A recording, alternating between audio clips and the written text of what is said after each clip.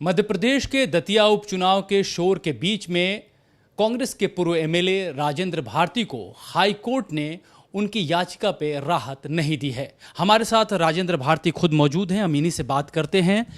High court से आपको उम्मीद थी कि राहत मिलेगी, लेकिन राहत नहीं मिली है। आपके पास अगला विकल्प क्या है? क्या आप सुप्रीम कोर्ट जाएंगे? देखिए, हमारे जो इस केस के फैक्ट्स हैं और जो मेरिट है और लॉ, इसमें हमारा केस बहुत स्ट्रॉन्ग है। और स्ट्रॉन्ग इसलिए भी है कि जो ट्रायल कोर्ट था उसने जो डिसीजन दिया उसमें कहीं भी हमको किसी भी धारा में दोषी नहीं माना गया, और ना ही उसमें लिखा है कि कितने पैसे की गड़बड़ी उसमें हुई है। फिर ये ट्रायल कोर्ट ने आपको 3 साल की सज़ा क्यों दे दी? और जब ये हाई कोर्ट में मसला आया तो हाई कोर्ट ने फिर आपकी याचिका पे आपके जो आप सवाल उठा रहे हैं उसको एंटरटेन क्यों नहीं किया? जिला न्यायालय ने, मैं फिर थोड़ा सा आपको डिटेल बता दूं कि डिस्ट्रिक्ट कोर्ट ने कहीं ये नहीं लिखा है कि कितने पैसे की गड़बड़ी है, लेकिन जेआर ने जो एक आदेश निकाला था उसमें उसने लिखा था मैनेजर के लिए कि इनके द्वारा और इनकी माताजी के द्वारा ब्याज में 7 लाख रुपए इन्होंने अधिक लेकर बैंक को हानि पहुंचाई और इसकी रिकवरी की जाए। तो मैनेजर ने और ऑडिटर ने वो नहीं किया और रिकवरी की उनको कार्रवाई करना चाहिए थी, क्योंकि 7 लाख रुपए का उसमें बनाया था हम लोगों के ऊपर, और 10 लाख रुपए एफडी आज भी बैंक में जमा हो तब भी जमा थी। ये हाई कोर्ट को ये सारे फैक्ट्स देखना चाहिए थे और ये सारी फैक्ट्स और लॉ देख के फैसला आना चाहिए था, तो हम लोगों के पक्ष में जाता। लेकिन क्या लगता है कि कमज़ोर कड़ी कहाँ है जो हाई कोर्ट ने आपकी नहीं सुनी? कोर्ट के निर्णय के संबंध है, क्योंकि माननीय न्यायालय है, सम्मानीय है, उस पर कोई हम टीका टिप्पणी नहीं करेंगे। लेकिन मैंने जो जिला न्यायालय का वो था वो मैंने आपको बताया, और कोर्ट को ये सब कंसीडर करना चाहिए था। 2 दिन के दलील के दौरान कोर्ट ने आपके पक्ष को क्या कहा? क्या कोई डायरेक्शन दिया कुछ दलील को लेकर? देखिए, हमारा जो पक्ष था वो बहुत स्ट्रॉन्ग था, बहुत स्ट्रॉन्ग था।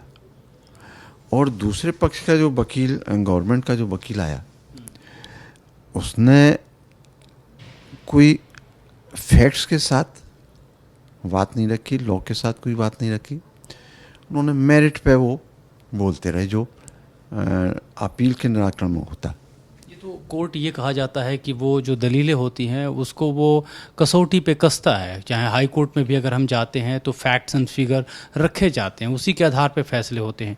कहाँ आपको लगा कि हाई कोर्ट जो है वो मिस कर गया उस चीज़ को? आपको जो सुनने में आपके कौन सी चीज़ों पे वो भारी पड़ गया? जो फैक्ट्स जो आप बता रहे हैं कि उसके बारे में तो उसमें जिक्र ही नहीं किया गया, जैसे पैसे के स्पेसिफिक लेन देन, चाहे जो आप बता रहे हैं जो एफडी को लेकर के, वो नहीं था। देखिए, आप, हम अपने उससे नहीं कह रहे हैं, जो आदेश में लिखा है वो हम बता रहे हैं आपको। और जिला न्यायालय का राउज एवेन्यू कोर्ट का ये आदेश है, तो कोर्ट का आदेश है, अब कोर्ट ने ये सब चीज़ लिखी है। हमको चूका कहाँ पे? हमको 120 में एक कर्मचारी के ऊपर बाद में उसको मुलजिम बनाया और उसके साथ हमको 120 में डाल दिया। ये है केस की सच्चाई। अब ये है कि माननीय राहुल गांधी जी के साथ क्या हुआ था, आप देख लीजिए। पूरा राजनीतिक आधार पर, राजनीतिक कारणों से पूरा फैसला उनका भी आया और हमारा भी आया। राजनीतिक कारणों से ये सब बीजेपी पॉलिटिकल वेंडेटा मान रहे हैं इसको। तो क्या कोर्ट भी पॉलिटिकल वेंडेटा के चलते इन्फ्लुएंस्ड है, आप ये कह रहे हैं? नहीं, कोर्ट के मामले में नहीं कह सकते हम, लेकिन बीजेपी ने जिस तरह से संवैधानिक संस्थाओं को कैप्चर करके रखा है और सारा देश इस बात को देख रहा है, भुगत भी रहा है, तो उसे संवैधानिक संस्थाएं तो हैं सब। तो आप क्या सुप्रीम कोर्ट जाएंगे? सुप्रीम कोर्ट जाएंगे और मुझे होप है कि वहाँ से हमको न्याय मिलेगा। एक सवाल ये भी उठ जा रहा है, जैसे कि आपने ये बात कही, चाहे इससे पहले भी जो है आपके बयान आए हैं, ये कहा जाता है कि चलिए ट्रायल कोर्ट सुन लिया, हाई कोर्ट सुन लिया, हाई कोर्ट ने भी लगभग 3 महीने समय लिया है आपके इस पूरे मामले में।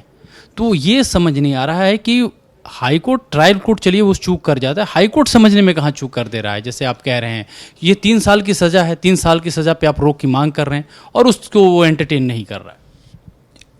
देखिए, कोर्ट की निष्पक्षता पर मैं उंगली नहीं उठा रहा हूँ, लेकिन केजरीवाल जी ये सारी बात वहाँ रख चुके हैं और कह चुके हैं। तो उनकी प्रेजेंटेशन से उन्होंने जो आर्गूमेंट रखा, जिस तरह से फिर उनका केस वहाँ से हटाया, तो इससे आपको और इससे ज़्यादा केस केजरीवाल का तो अलग हो गया, आपका मेरिट अलग है। वो तो शराब नीति घोटाले की बात थी, आपकी दूसरी केसेस है, जगह भी दूसरी है। नहीं, जगह भी दूसरी है और वो भी दूसरा है, लेकिन कांग्रेस और बीजेपी तो है, कांग्रेस और बीजेपी तो है ना। आइडियोलॉजी इस समय अलग चल रही है। आपका मतलब मैं जो समझ पा रहा हूँ बयान से कि आइडियोलॉजिकल एक डिवाइड है और उसके आप विक्टिम हुए पड़े हैं। जी हाँ, आपकी बात से हम पूरी तरह से सहमत हैं। अब ये वातावरण, ये माहौल है, तो इसके लिए चूँकि एक जो वो होता है सॉल्यूशन, उसके लिए अपर कोर्ट है, वहीं जाएंगे। अच्छा, एक और चीज़ है, चूँकि आप वहाँ से जब तो चुनाव नहीं लड़ेंगे, क्या आपके परिवार से कोई लड़ेगा चुनाव?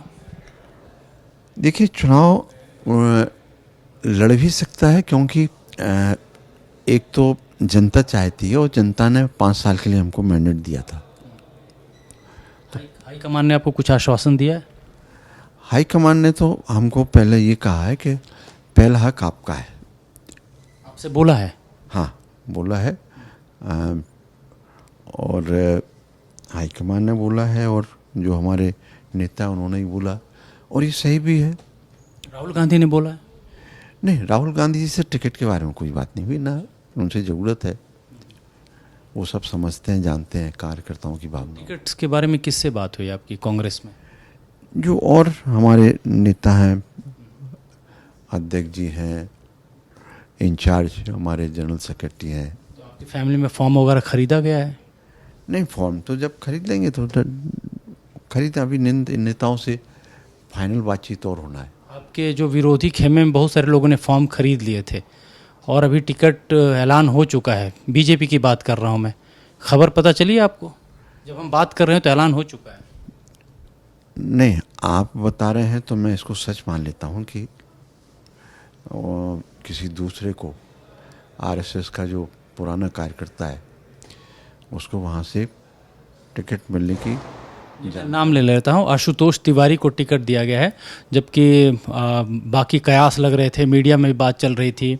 और ये चूँकि दतिया उपचुनाव जो है देश में चर्चा का विषय है, नरोत्तम मिश्रा की बात चल रही थी, लेकिन उनको टिकट नहीं मिली है।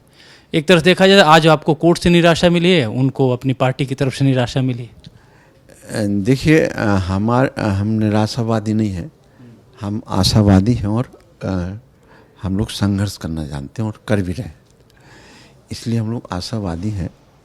आप मान रहे हैं कि, और दूसरा ये भी है कि यदि जैसा आप कह रहे हैं उनका टिकट कट गया है, तो मैंने मीडिया में सबसे पहले ये बात कही थी, आपने शायद हमारी बात सुनी हो, कि बीजेपी आश्चर्यजनक निर्णय लेती है। जो कोई नहीं सोचता है वो निर्णय बीजेपी लेती है। और इनके साथ भी मैंने ये भी कहा था कि इनके साथ भी ये पुनरावृत्ति हो सकती है, और इनकी इमेज वहाँ बहुत ख़राब है। सबसे बड़ी बात ये है। इसकी नरोत्तम मिश्रा की या अशोक तिवारी? पूर्व गृह मंत्री जी की इमेज बहुत ज़्यादा ख़राब है, और पब्लिक इनसे बहुत नाराज भी है। और मैंने ये भी कहा था कि 2023 में ये चुनाव हारे थे, 2026 में जिस तरह से बीजेपी विजयपुर से हारी बाई इलेक्शन, उसी का रिपीटेशन इनके साथ दतिया में भी होता। यदि आपकी बात को हम सच मान लें कि टिकट चेंज हुआ है और आशुतोष तिवारी जी को मिला है, तो पेपर जारी कर दिया गया है, नोटिफिकेशन आ गया है भारतीय जनता पार्टी की तरफ से। तो फिर वो कांटे की टक्कर वहाँ होगी। आपके परिवार से भी अगर कोई खड़ा होता है तो आशुतोष तिवारी को आप कंटेंडर कांटे की टक्कर होगी, कोई भी चुनाव लड़े कांग्रेस से। हाँ, ये पूर्व गृह मंत्री जी चुनाव लड़ते तो इनको जनता फिर हरा देती। अब जो नया कैंडिडेट आया है बीजेपी का, उससे जनता की कोई व्यक्तिगत नाराजगी नहीं है, और पार्टीगत विरोध तो होता है, वो एक अलग बात है। लेकिन प्रेजेंट जो बीजेपी कैंडिडेट जैसा आप जानकारी दे रहे हैं, यदि सच है तो इनसे व्यक्तिगत नाराजगी न पब्लिक की है, न बीजेपी के कार्यकर्ताओं की है, और न किसी की है। तो मैंने जो आपसे कहा कि कंटेस्ट बड़ा कड़ा होगा। आप कांग्रेस के नेता हैं और ये मान रहे हैं कि आशुतोष तिवारी जो हैं वो बाकी उम्मीदवारों से बेस्ट उम्मीदवार हैं? निश्चित रूप से मैं फिर से वही रिपीट करूंगा कि ये इनकी हार सुनिश्चित थी। पब्लिक इनको फिर से हराती, और जिस तरह से उन्होंने कांग्रेस के नेताओं पर, हमारे सहयोगी साथियों पर, पब्लिक पर जिस तरह से जुल्म ढाए हैं, फर्जी केस बनाए हैं, लोगों को जेल भेजा है, उससे इनके प्रति नाराज़गी और ज़्यादा बढ़ गई। और नाराज़गी का एक बहुत बड़ा कारण ये भी है कि इनका पूरा परिवार हावी रहता है लूट खसोट में, पब्लिक को सताने में, फर्जी केस बनाने में। मतलब कोई भी व्यक्ति वहाँ स्वतंत्रता से कोई काम नहीं कर सकता, चाहे वो बीजेपी का कार्यकर्ता हो, चाहे पब्लिक हो, चाहे कांग्रेस हो। इन्होंने पूरे फैमिली ने पूरे जिले को कैप्चर करके रखा हुआ था।